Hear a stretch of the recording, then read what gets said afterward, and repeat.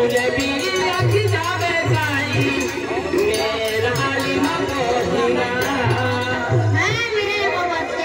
अरे तोरा ने माले डगुले है भैया के नद बोले जानू में तोरा ने माले डगुले भैया के नद बोले जानू में तुले भी लग जावे गाई मेरा आलिमा मोहिना ओ भैया तुले भी लग जावे गाई मेरा आलिमा मोहिना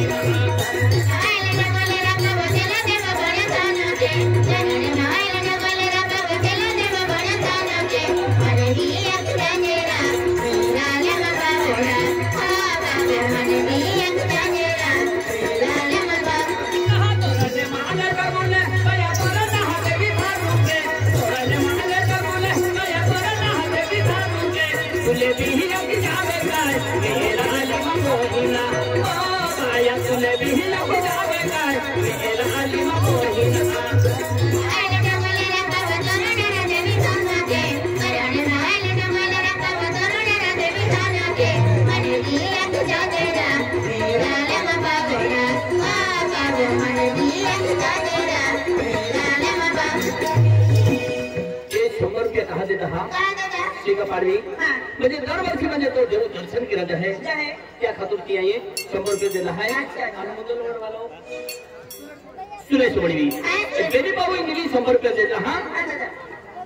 आणि तोरने माले डगुले भैया तोरने हादेवी धानुगे तोरने माले डगुले है भैया तोरने हादेवी धानुगे तुले भी लग जावेगा मेरा आलिमा मोहिना ओ भैया तुले भी लग जावेगा मेरा आलिमा मोहिना